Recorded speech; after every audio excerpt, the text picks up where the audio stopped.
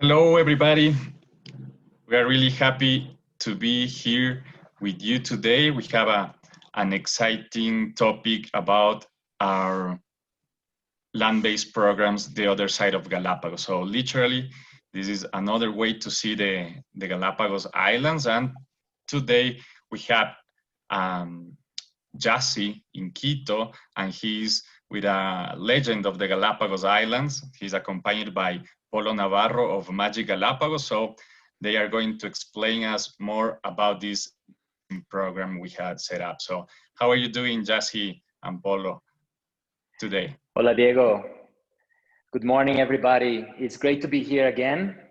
I really like the legend bit, Polo. How do you like that? Do you like to be called a legend? Well, maybe because of the age. Yeah. I've been living in Galapagos for about 50 years. Awesome. Yeah. Awesome. Well, Polo, I'm gonna give you the mic soon. Right now, everybody, we're, as I said, very excited to be here. Not only because I have the companion of my really good friend, my Galapagos brother, even but most importantly, a guy that we've been sharing a lot of adventures for the last couple of years, and someone that really opened my eyes to a new way of promoting and selling the Galapagos Islands. And that's the other side of Galapagos that we will be sharing with you all today. And we've been talking about this program for a while now. Obviously, we at Tropic, as you all know, have been trying to do things differently for the last 2 decades. So the Galapagos wouldn't be different, but it's only thanks to you, Polo, and to the Galapagos Magic that we are able to create this very, very unique experience. And today is also a historical day. It's been 4.5 months of lockdown and pandemic, and the Galapagos obviously is being closed for all types of tourism, and even somehow closed for locals to go back to the Galapagos, right? Polo is spending the quarantine and the lockdown, Hito, obviously to protect himself and his wife, obviously to be closer to the health system. And just today we were talking that the tourism officially is reopened for the Galapagos Islands. The first plane arrived already in Baltra with 193 passengers back into the island. So historical day, we're very excited about it. And hopefully it will just and only get better. And that's why we decided to gear things up towards the reopening as well of our operations, our office, our staff, our promotions around the Galapagos Islands. So diving into the Galapagos program, obviously we have to talk a little bit about the Galapagos. We've been talking a lot about Ecuador mainland, and Ecuador tourism wouldn't be the same without the Galapagos Islands. We obviously have incredible assets in the Amazon rainforest, in the Andes, in the cloud forests, and also in the Pacific coast. But definitely what completes this mega diverse, tiny little country is the beautiful Galapagos Islands that have enchanted more than one in the back in the day with Darwin, up until today with a naturalist and explorer like Polo and yours truly. So we're going to be talking about the other side of the Galapagos. As you know, for the last 10 years, the Galapagos has evolved into how is it offered to the market, right? Back in the day, it was only sailing. Actually, we have one of the first sailors here with me today, and it was known as a cruise destination with small ships sailing across the islands, just like Darwin did. For the last 10 to 12 years, the landscape of the offer of the Galapagos changed dramatically. Right now, nowadays, we have a range of land-based offers, as well as island hopping offers, as well as the traditional cruises with small ships, medium size, and bigger ships, as well as more luxury offers on the land-based front, as well as on the cruise-based front. So very excited to talk about the other side of Galapagos that has 2 specific itineraries. One with two big differences, right? When we speak at Tropic with land-based travels, we talk about a stay in only one island, right? For us, a land-based adventure is a stay in only one island. In this case, will be the 5-day land-based adventure on Santa Cruz Island. We're going to go into the details of this 2-night Galapagos Magic plus 2-night Galapagos Habitat program. And the other offer will be an island hopping adventure, which combines lodging in 2 different islands, right? That are the 2 main differences of hotel-based adventure in the Galapagos, land-based, and an island hopping adventure. The island hopping adventure, in this case, with the Other Side of Galapagos, would be an adventure disconnecting from the world at the Galapagos Magic for 1 night, and then 2 nights at the Galapagos Habitat and 2 nights at the Wooden House in Isabella Island. So we're going to be talking a little bit about these 2 itineraries today. But first of all, we're going to talk about the Galapagos Magic. Obviously, we're going to talk about day 1, which is, to us, is the most important day of any of our programs, right? It's been, I always speak with all of you guys, as well as with my team in the office, that we only have one opportunity to give a great first impression, right? And the Galapagos Magic means that it's always that great first impression, right? The Galapagos, while we're seeing the giant tortoises, we're seeing this destination that is created around this beautiful nature reserve. So that will be kind of our first day on any of our programs. The Galapagos Magic is definitely the entry point. We, as you know, have had an office in Puerto Ayora for many years now.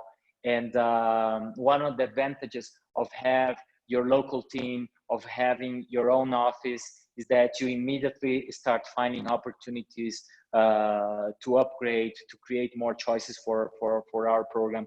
And one of the beautiful things that we have developed over the years with my good friend Bolivar is that we locked this very special and exclusive permit to do stand-up paddle, kayaking, and snorkeling in the Itabaca Channel. So this is an optional excursion available for the Other Side of Galapagos. Some of you have done it with me. Some of you probably don't know about it, but this is an activity or an excursion, as we call it, that we do right on arrival, right? You arrive in Baltra after all of the logistics of getting into the national park. You start seeing the wildlife firsthand. You're starting having your adventure firsthand with this specific and special excursion that is exclusive to Tropic. So this is one of the great things of having a local partner like us that have invested on our own operations. But enough of alternative and optional excursions. Let's talk about the meat, right? And that's why we're so proud to have Polo today, because I'm very lucky, Polo, for you to do the honors of introducing your property, your project, your life. So we're going to be talking a little bit about magic through the eyes of the local here. And Polo, so I will do a few questions to you, if it's okay. First of all, it's why? Why the Galapagos Magic? Okay, Galapagos Magic is a place that is located about 14 miles away from the main town, Puerto Ayora. This is a farm that I bought when I arrived to Galapagos around 1977. And it was just a property which was in use basically for growing cattle. And it was most of the land with grass, and it was dedicated for that. But the interesting thing about it is that when the first time I saw this land, it was full of land tortoises. And at the beginning, as I started knowing more about Galapagos, when I decided to stay and live there, I was wondering if the owner of this land was just keeping these tortoises for himself, or he had them in captivity. And then I learned that they were completely in their natural habitat. And I say, how could they be in a natural habitat in this farm, you know, with the... And then I understood that these farms in the highlands, many years ago, before the colonizing started in Galapagos around the 1930s, this land, this farmland was full of escalesia forest. Escalesia is a tree that is endemic to the islands. And these trees just grew all over these highlands. And this was the normal habitat for the land tortoise. Land tortoises will live in two places in this area. They migrate to the dry zone, which is hotter and it's a little bit sandy. And that's one of the situations in which males and females gather together, mainly because the females will be nesting there. Once they do this situation, the females have nest there. They leave the nests alone. The little turtles will grow up by themselves.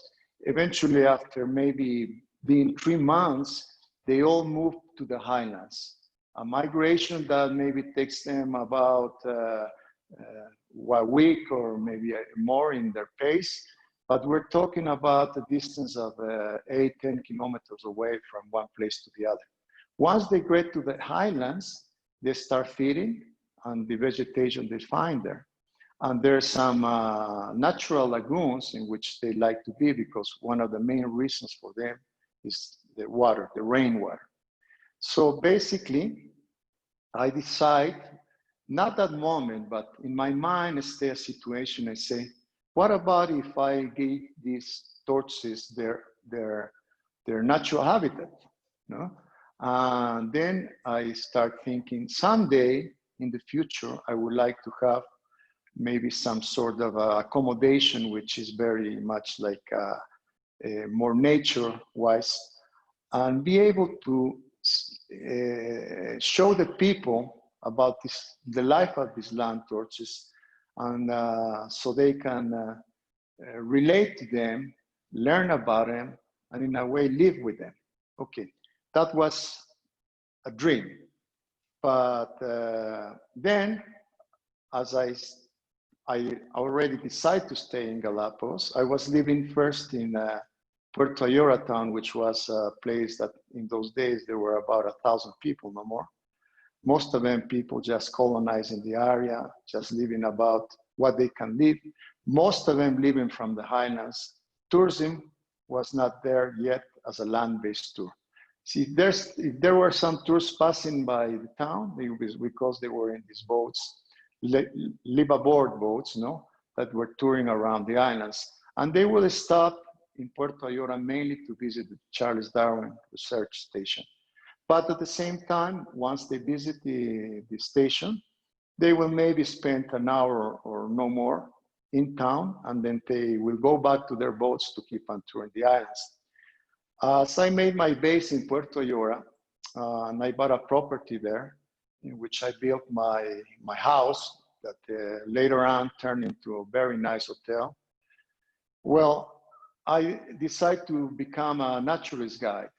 As I became a naturalist guide, I had the opportunity of buying a sailboat, a very small sailboat, 32 feet wooden boat, which was built by a local settler there that's been many years before me.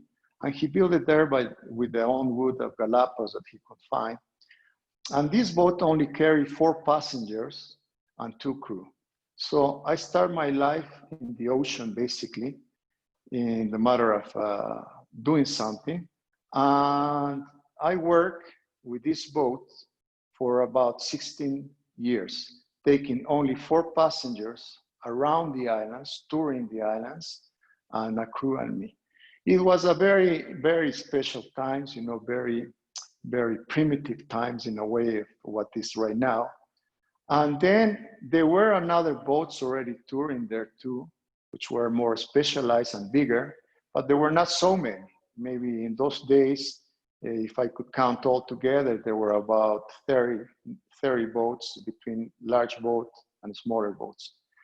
So mainly the touring was in Galapagos just for the people that could come into a boat and go around the islands. But then there was no interest about doing some tourism with land base. At the same time, I was sailing, and as I say, for so many years, beautiful, beautiful times in those days.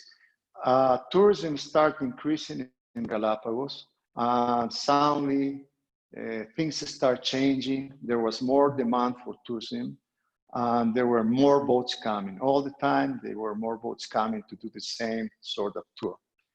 But then, as I spent in town sometimes and was not working, I used to meet passengers just going through the town, and a lot of them were asking me when I get to talk to them about if there's another way of touring the Galapagos without necessarily being only on one of these boats that tour around the islands. You know?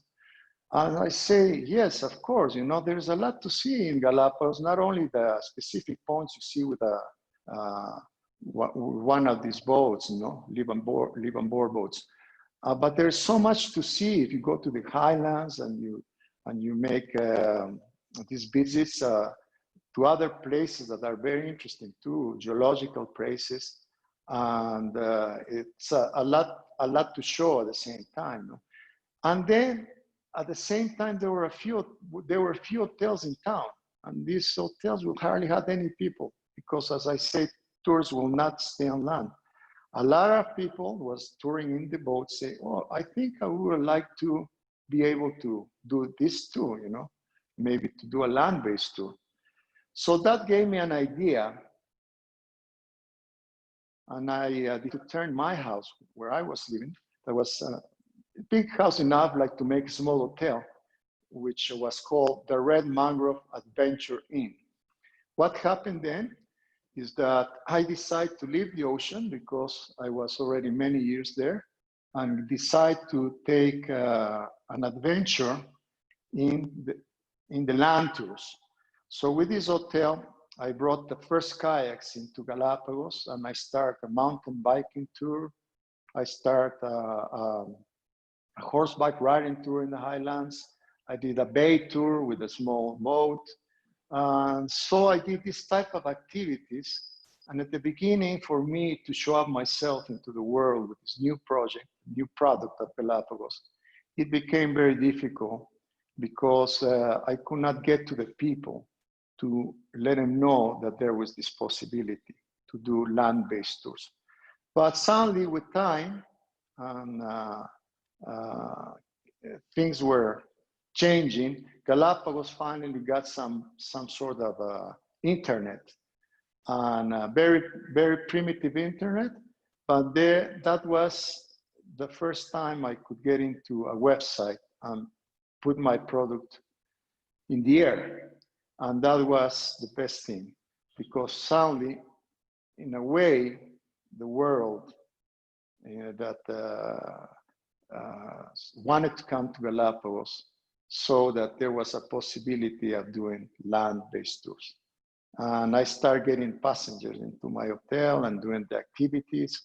And in one of these tours, in which I did, taking the people up the highlands that I call the mountain tour, in which I took him in a Jeep Land Rover that I had, it looked like a safari.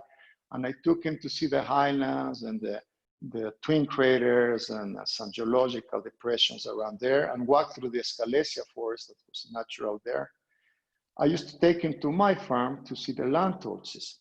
And they were very, very happy to see the giant tortoise just roaming around there. And a lot of them will ask me if it was possible to sleep at night, to have a camp there. That would be fantastic. So that gave me the idea to start using some tents. And this land tour that normally was for only one day, you will leave maybe at 8 o'clock in the morning, do the highlands, and then we'll back at 5 in the afternoon.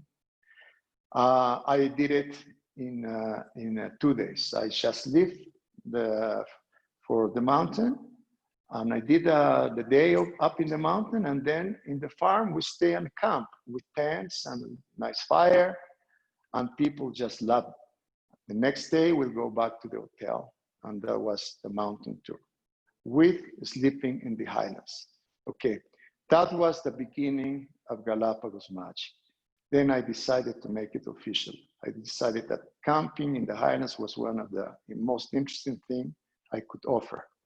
So basically, that's what I start doing. In a way, with time, I decide that I will give more time to the highlands than my place in town. So I just start changing my life. I went to live in the highlands in this property I have that's about 30 hectares. It's a big piece. And I start transforming the place basically for the land tortoises. I start making more water ponds, making the whole place dedicated only to the land tortoises. The other land that surrounds me are land that belongs to farmers, and they mostly do cattle. The most interesting for them is cattle. But in my place, I didn't want to have no cows, no other animals, no horses, nothing but tortoises. As the tortoises start feeling that this place were dedicated for them because they saw that they just well greeting there, they most of the times feel the ambience they got there. And every time more and more tortoises will come to my place. It's like they feel that that was a place for them. And with years by, that's what we have created in a way. I call it right now like a tortoise sanctuary. That's what I'm trying to do for them. A specific place only dedicated to the land tortoise. That's what I can explain you right now from the Galapagos Magic. Maybe Jasci will explain you a little more about what else is there in accommodation and a project we have to tell you later. Yeah, amazing, Polo. The truth is that it's really inspiring. It's a lifetime story, right? It's your life, yes. Right? Many years. Being a sailor in the 80s, being a hotelier in the 90s, and now dedicated to a conservation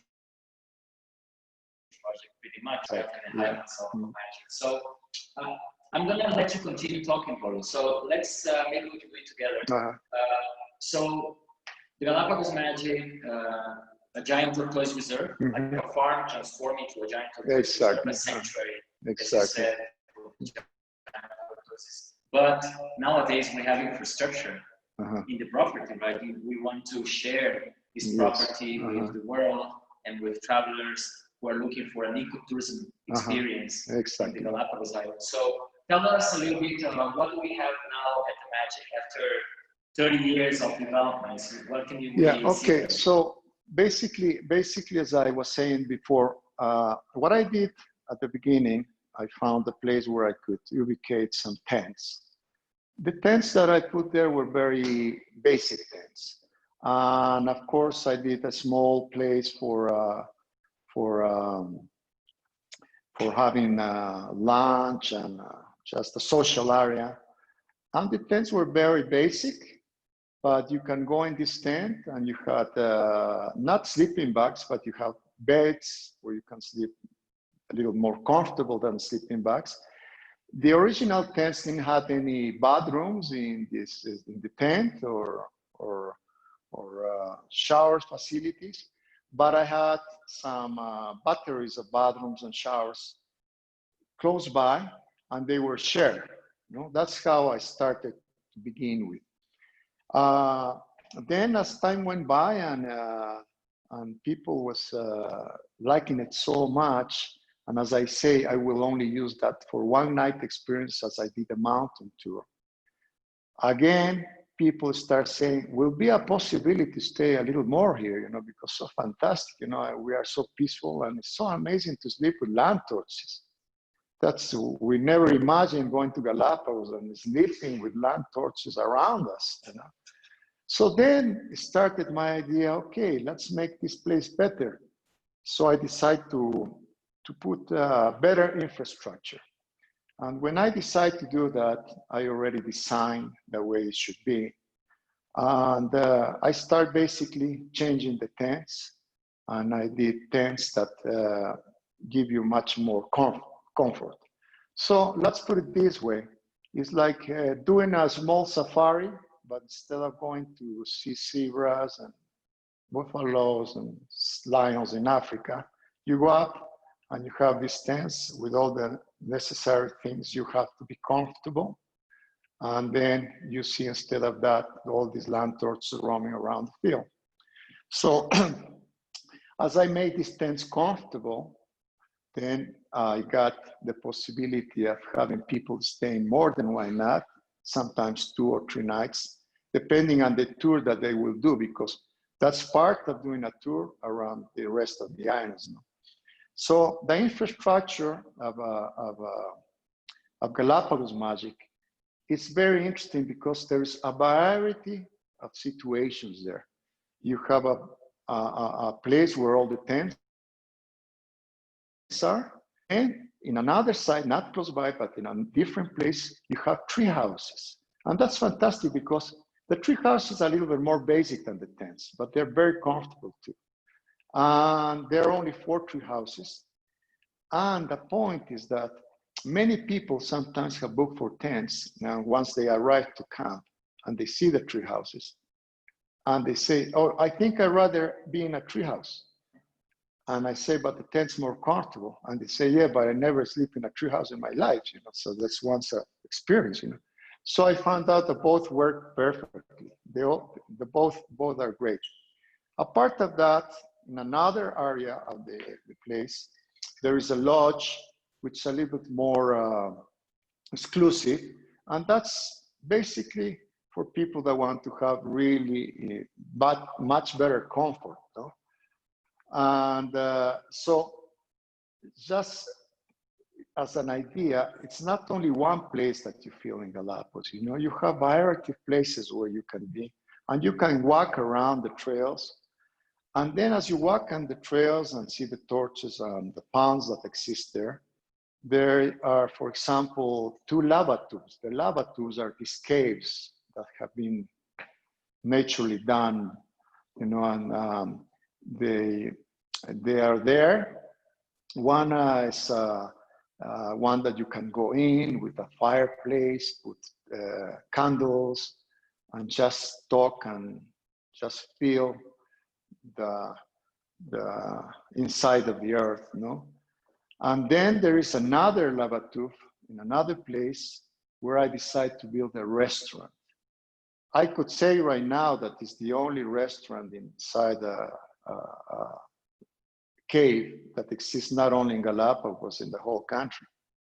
It's the only one that I know that exists there. So you can go underground in this amazing lava tube that was formed by million years ago with a lava river going by, and just be able to have dinner there and see that a much nicer decoration are these walls with all these amazing forms. And with the light, it's become really magic.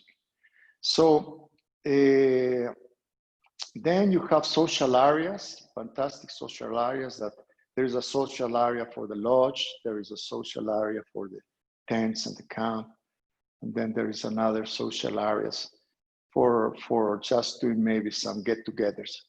And the variety of things that you find in Galapagos Magic makes it very, very pleasant and interesting. So basically, that's what the magic is. Awesome, Polo. Yeah, I love it. I love the explanation. It's incredible to experience the place through the eyes of the visionary, right? Polo usually explains to me that the way he sees the magic is a painting, right? It's a painting that he continues giving the final touches. As you said, just to recap, Polo, we have 6 walking tents with private bathroom, running water, hot water. We have 4 tree houses. We have 1 lodge, which is kind of the owner's house, right? Exactly. That is also available for a more private and intimate experience. We have a couple of lava tubes, the lava lounge, right, and the lava restaurant, or the cave, as you call it. The open air restaurant, exactly like you would find on an Africa safari experience, which is beautiful, having breakfast, looking at the giant tortoises cruising by, and the viewpoint. And to me, the most important thing about the viewpoint that you have is not only to be able to have a 360 view of the mountain as well as the ocean and the entire property, but is the vision of the future, Polo. So let's share with these guys how we see the future of the Galapagos Magic with the Galapagos Forest Initiative. What is the idea of this project that we've been working on and talking about for the last year, I guess, right? Exactly. Well, one of the most interesting things that I think that I could give back to this amazing place is to give back a piece of what these highlands used to be in the past. No, as I told you in the beginning, that all this land, that's farmland, was before Escalesia Forest. Now in Santa Cruz Island, if you go up the highlands and you leave the colonized area, which are all these farms that are there, then you will get back into the national park area.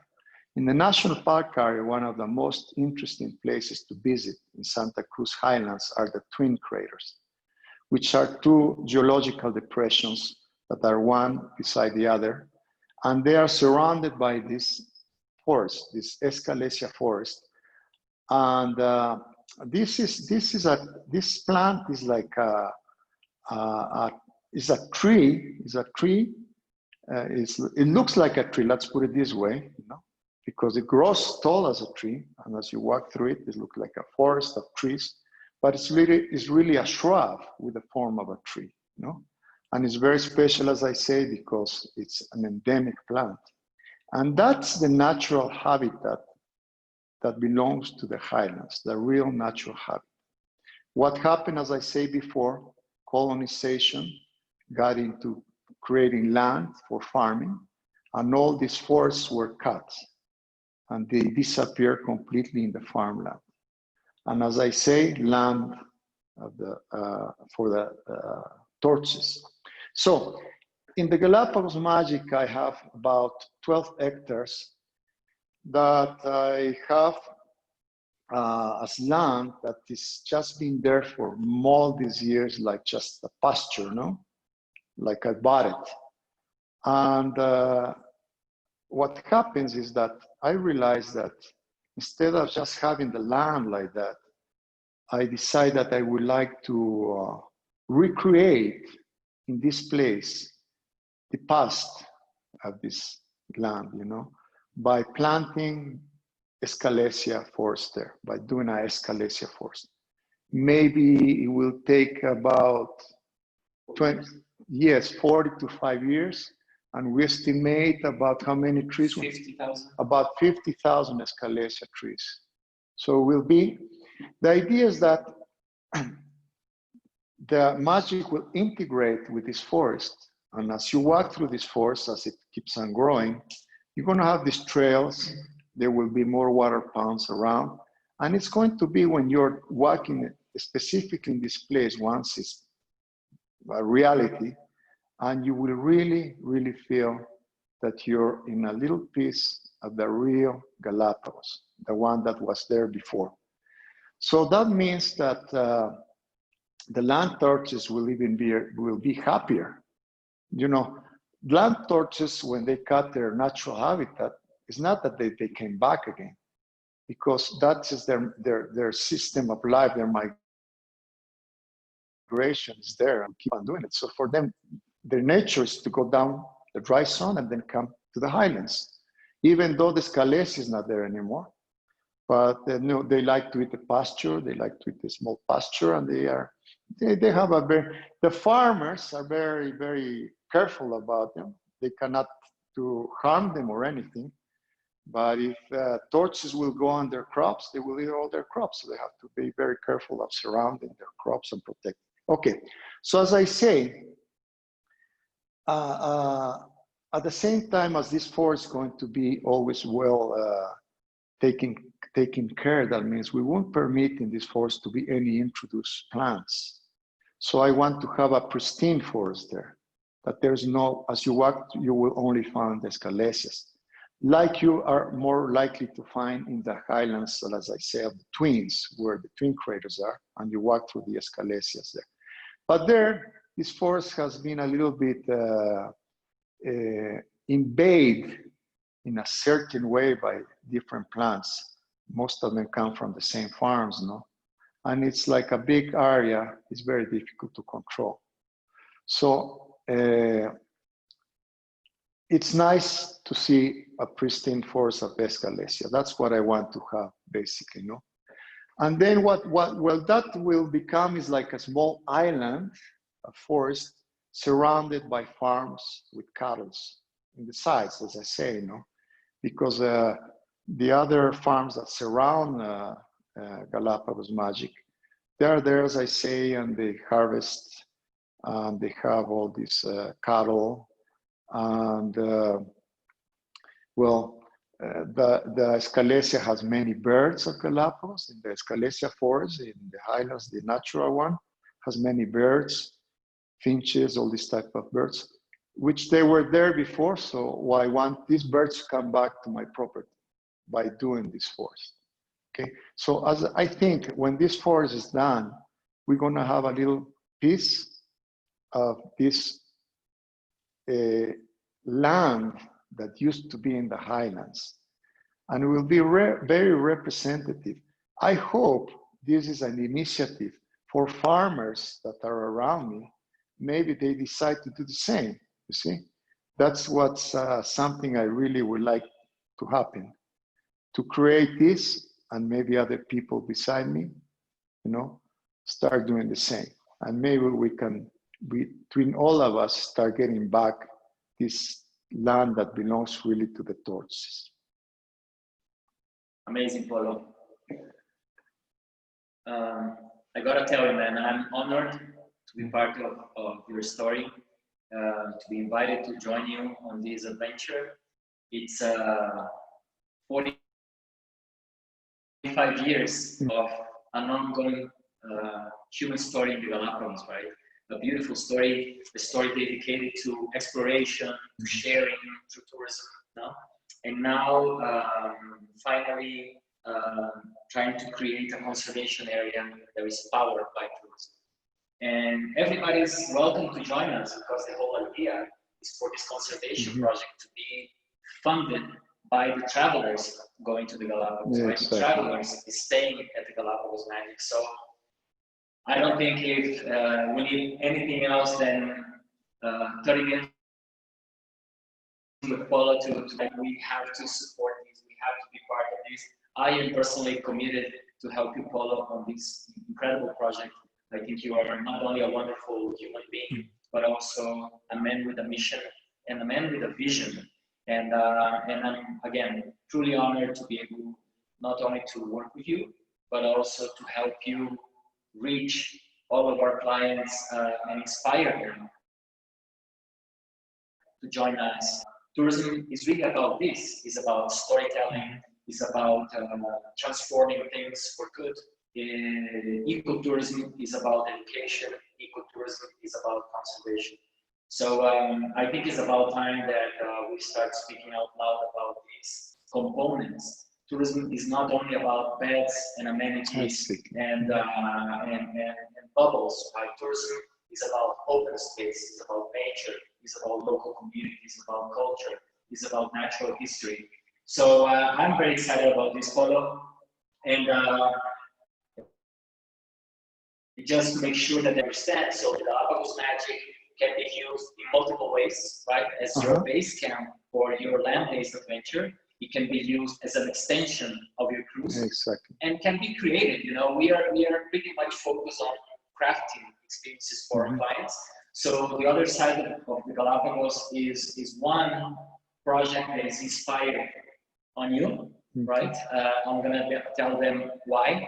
But the truth is that it's also an inspired itinerary for people to understand how they could sell, how they could promote the Galapagos Islands, because all of my friends watching us are experts. They're travel experts, they're travel agents, they're tour operators, and they need some kind of guidelines to be able to create some ownership about what we do and share with their partners. So going back to the other side of Galapagos, thank you, Paul. Thank you very much. Thank you, Please Jess. join me for the last 20 minutes of the presentation. All right.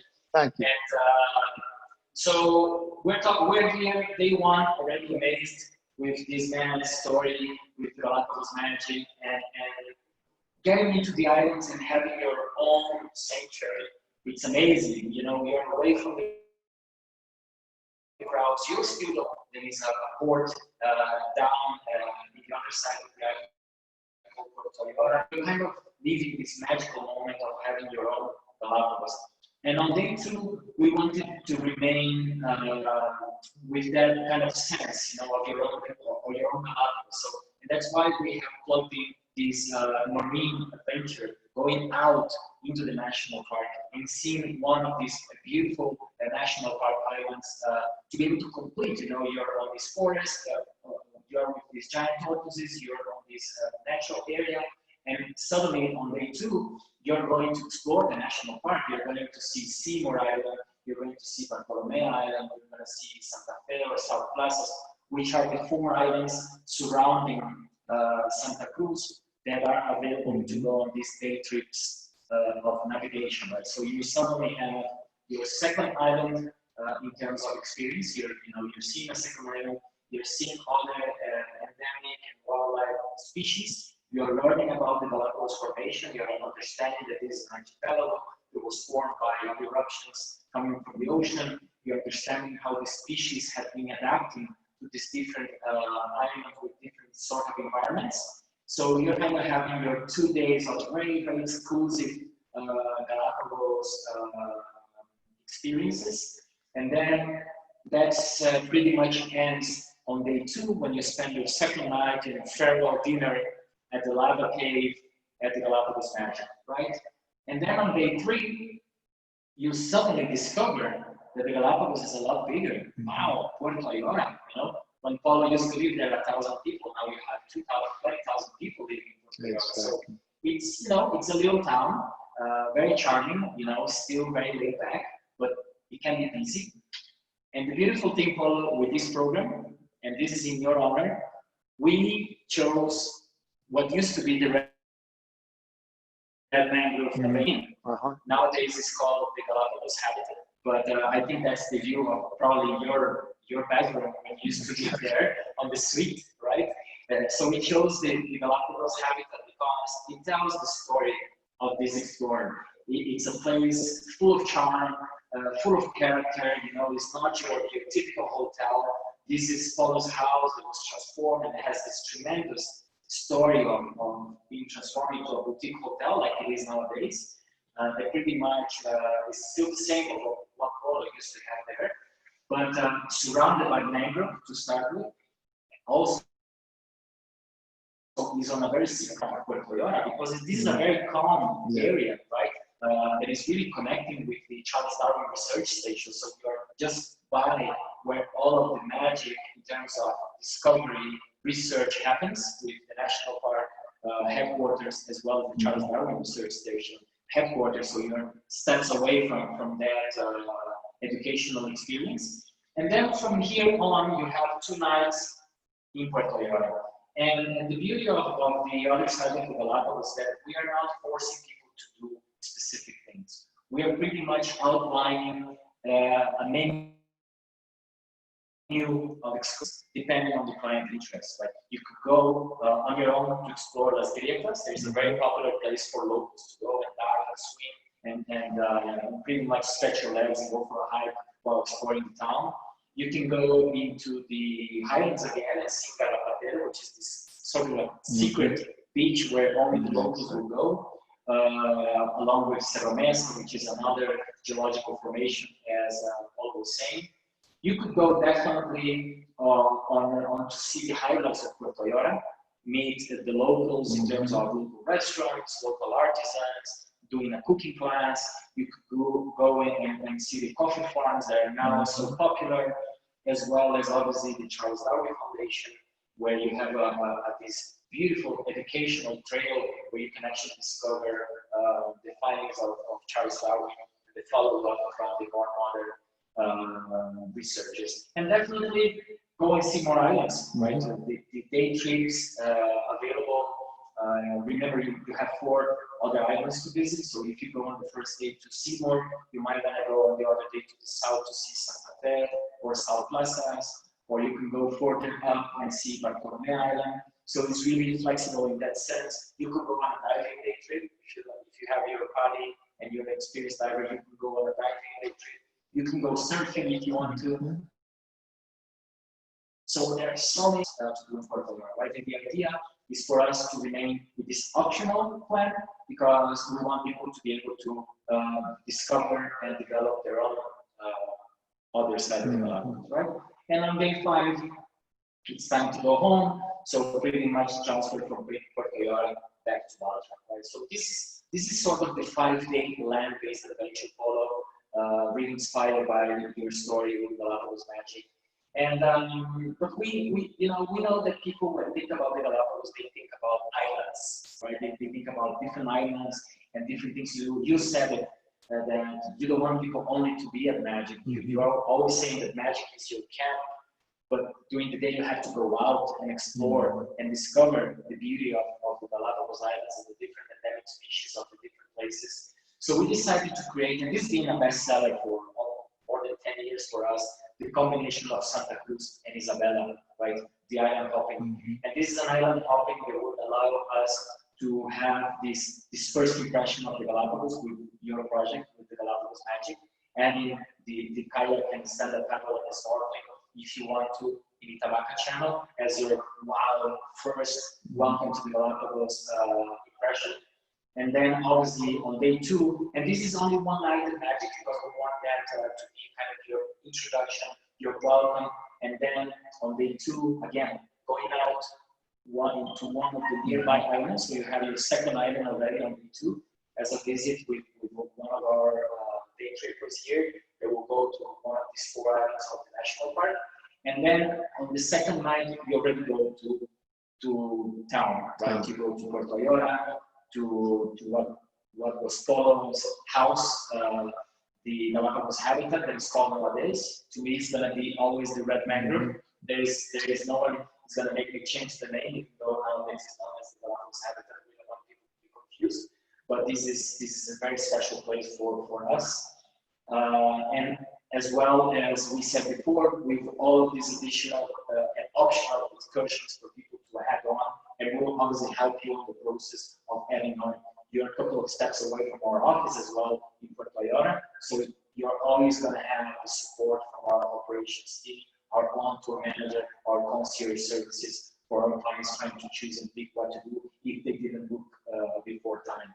And then on day 4, we move into Isabela. And Isabela Polo, to me, is actually the first island that I discovered myself when I decided that I wanted to be an entrepreneur in the Galapagos Islands.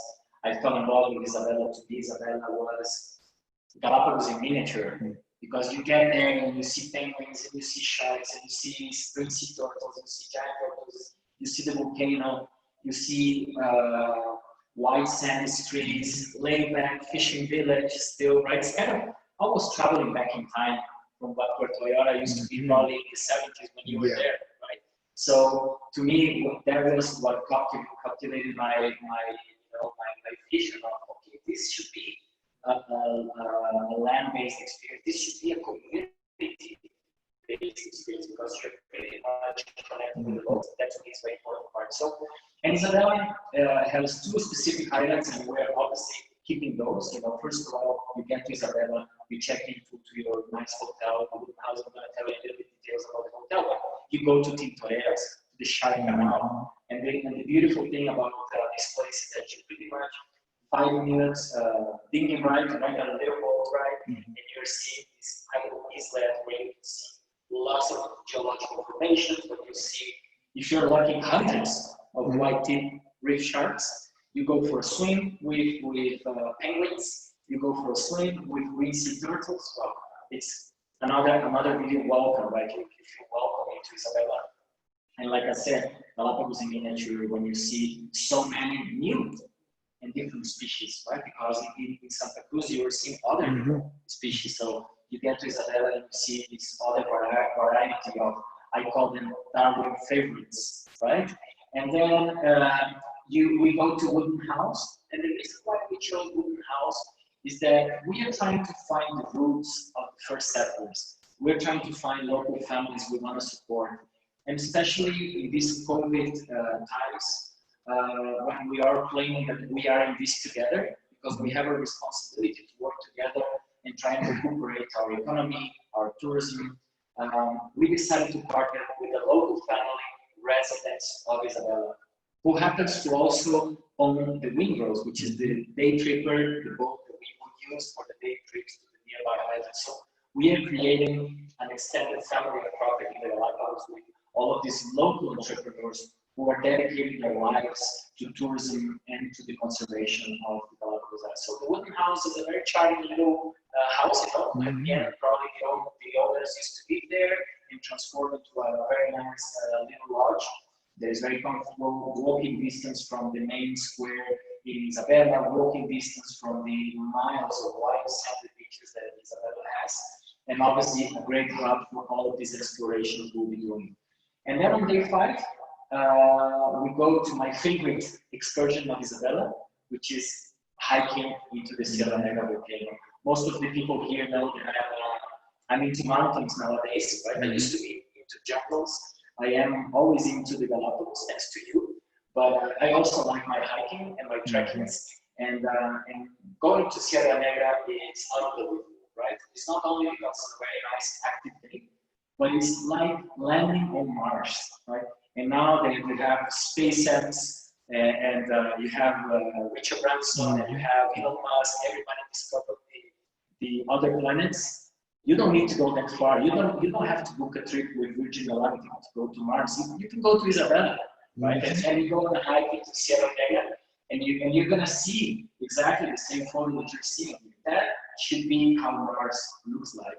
And that is a full day of adventure, and the big prize is not only this incredible lunar landscape, but it's also the view of the North Archipelago, right? You see the north of Isabella, you see Volcán Acero, you see Fernandina, you see Bolivar Channel, which are these emblematic faraway areas of the Galapagos Islands. So to me, that's what makes the volcano day so special, right? And that combined to the beach life that the town of Isabella is all about. And then on day 6, again, you can go back to Puerto Vallarta via speedboat, right? To Puerto Vallarta and then up and then connecting to your flight, or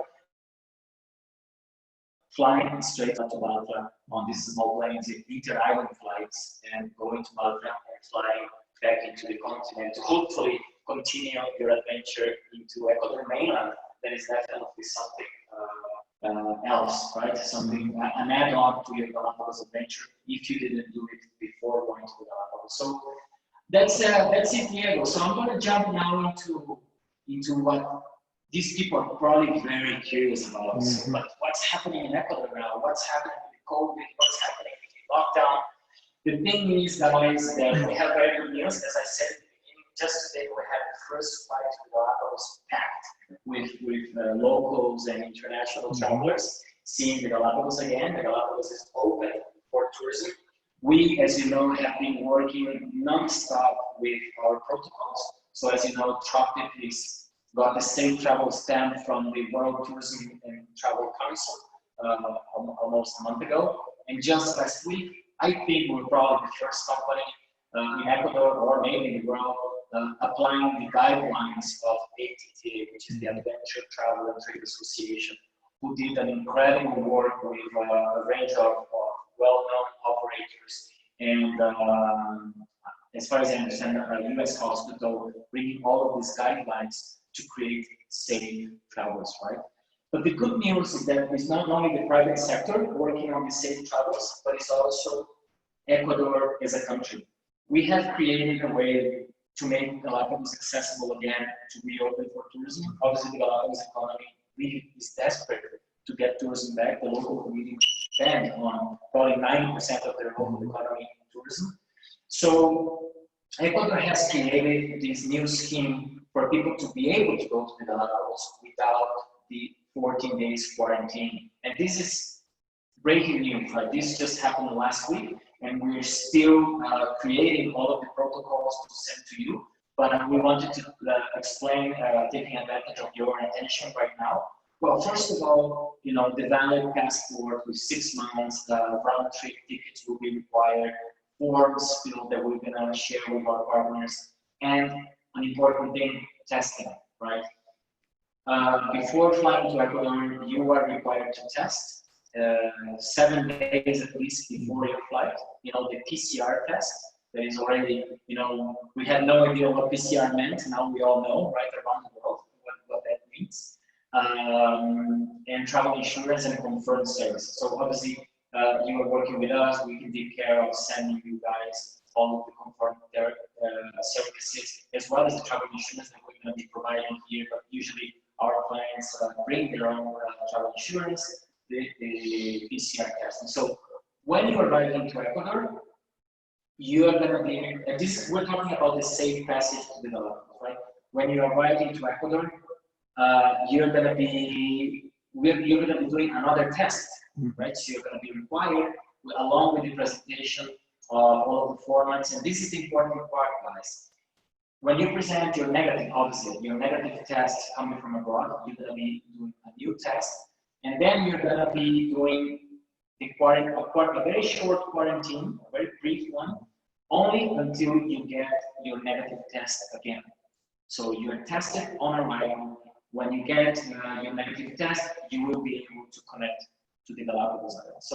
So this is, so we have prepared, obviously in the health registration, there are of formats that are required to be filling. So our clients coming in will have our assistance to do all of that. The only little detail, and I have to be honest with you guys, is we don't know exactly where this testing is going to happen. If it's before migration, if it's after migration, if it's outside the buildings of the airport, or if it's inside. That's a little detail, and that's the only detail that we're missing in order to give you a proper response to be able to start operating again with all of you guys. But it's got to be clear for everybody that the new testing is required, and it has a cost, and the cost will be passed on to the client. Our clients will have to prepay or pay at that time for this testing, as well as presenting all of these declarations. So once you do that, we are taking a topic that we will adapt, because the cool thing about this call is that you not only have to quarantine on a business hotel, you can go into one of the rural areas, for example. So you can arrive at the airport, you do your testing, and you can go to Chilcabamba, you can go to the north where you just came from, right? You can stay in one of these rural hotels in the cloud forest, in the Otavalo area, in the Cotopaxi area, or definitely the boutique hotels in the town of Quito. But you have to stay at the hotel. It's a species of quarantine, it's a type of quarantine, right? Until you get your testing that is negative. And once you get the test that is negative, you can connect into the Galapagos Islands. So it's a sort of a laid back, unplugging 48 hours in Ecuador mainland, and then going into the Galapagos, right? With a negative test. And then when you get into the Galapagos, you can start enjoying without any type of restriction. So you can go straight into the other side of the Galapagos, you can go straight to Magic and do any of the different experiences available that we have there. One important detail, that is the only difference when the usual check-in to go to the Galapagos, is that now, well, you have to prepay the TCT, the transit fare. Right? You can pay at the airport or you can prepay it.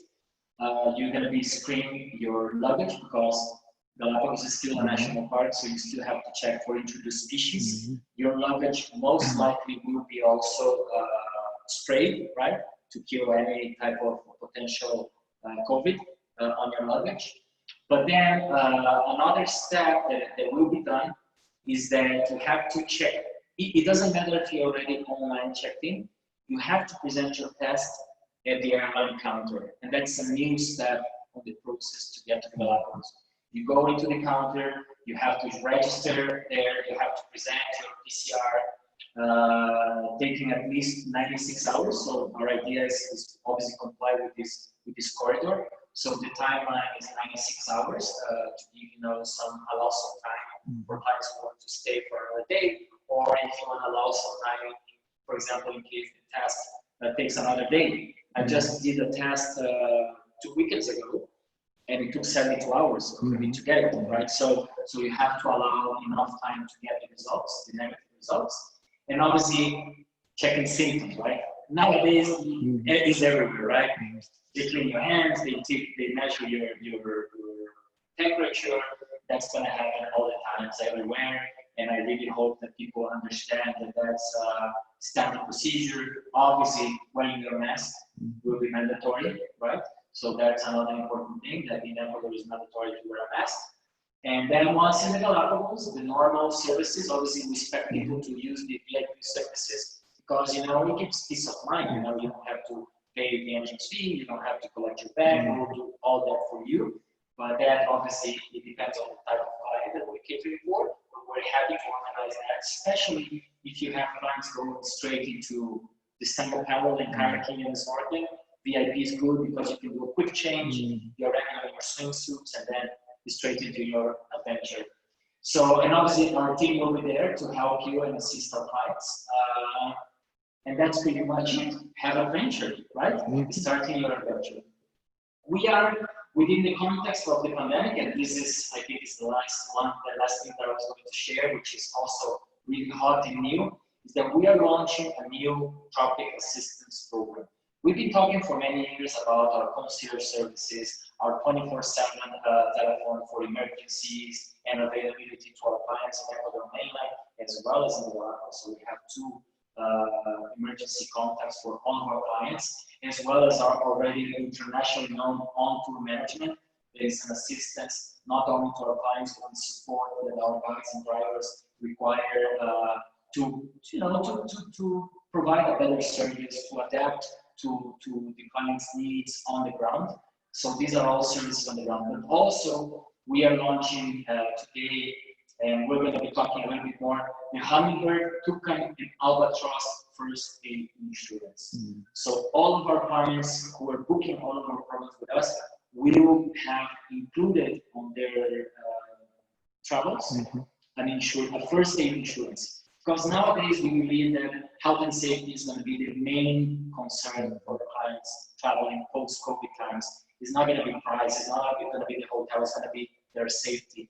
So I think we have chosen the best possible places, social distancing, Galapagos Magic open space, but we also want people to feel that we're also thinking about those aspects, and we have that first aid assistance covered in order if we have something, if we have to deal with some sort of emergency situation, we have the insurance already in place for clients to be taken care of right away without any bureaucracy of international insurances or anything like that. We want to be able to have the freedom to tackle the issue right away. So the Hummingbird coverage will be included on all of our trips.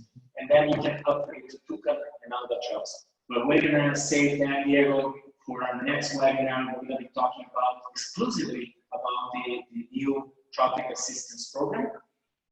That's it for now, Polo. Thank you so much for joining. Thank you too. Joining me, my friend. It's really a pleasure to have you here. I look forward to having lunch now together and catch up before you go back to the Galapagos, your protocols at Magic, right? And Diego, as always, Thank you. Pleasure, my friend. Thank you, Jasci and Polo. It was really you, inspirational and also informative session today. So we just have a couple of questions, and I'm going to read them real quick. Janine Sanz asks, can you please clarify if the islands are open to Ecuadorians or international tourism? It's we don't make any kind of discrimination. It's all open for tourism. It doesn't matter if international or national. Nationals as well as internationals have to do the testing. That's the most important thing. That you have to bring a test that is negative to be able to fly into the Galapagos.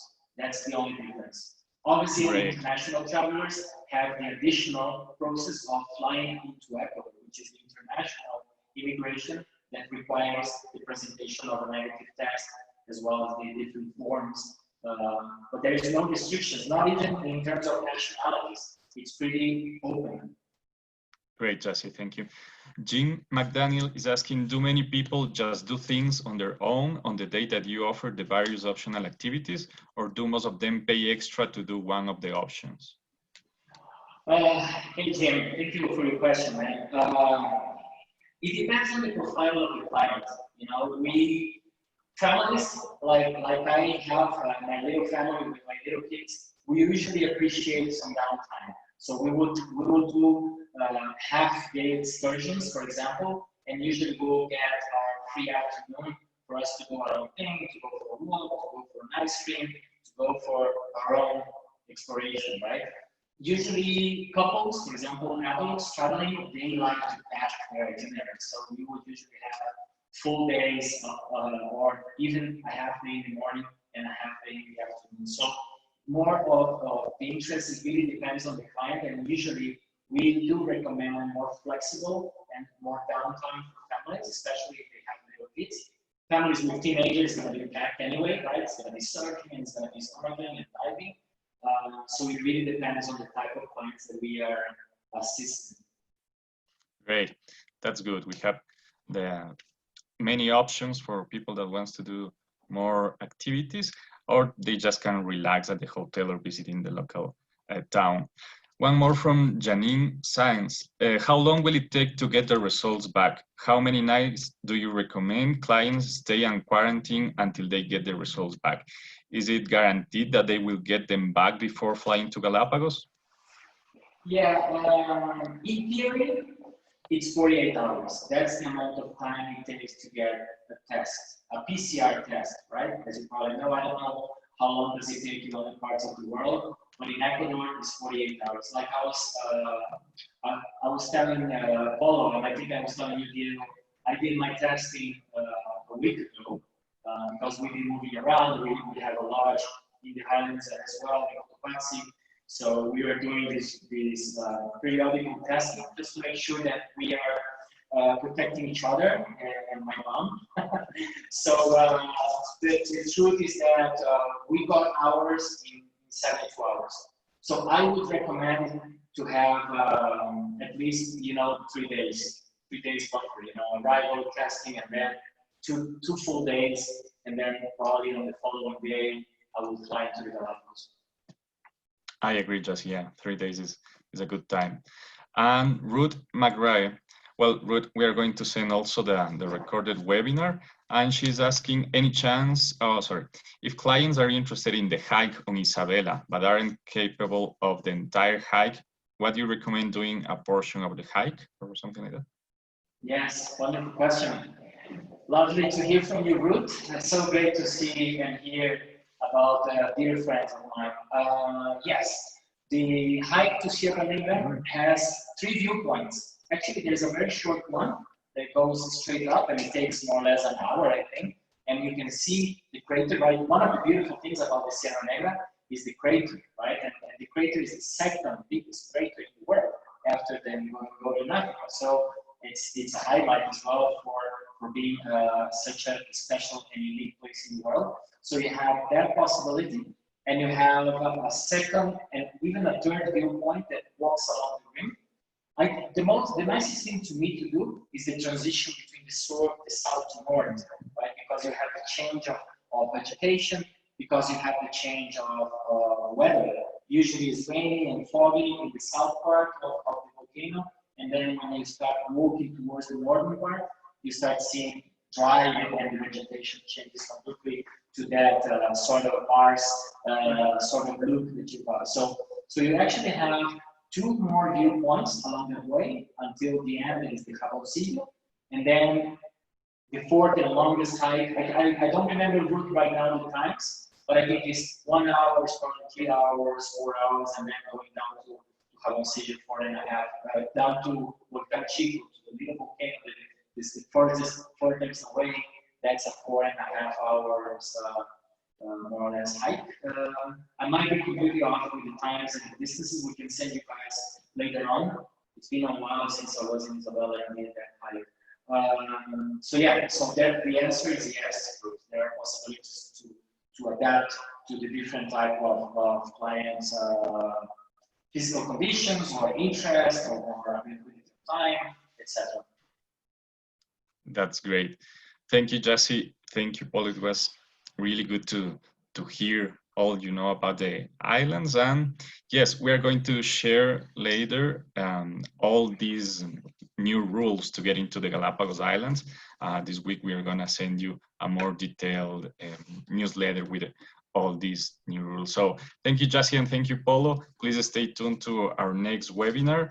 That would be in 15 days on a Monday as well. Same time, same place. So I hope to see you soon. Bye-bye.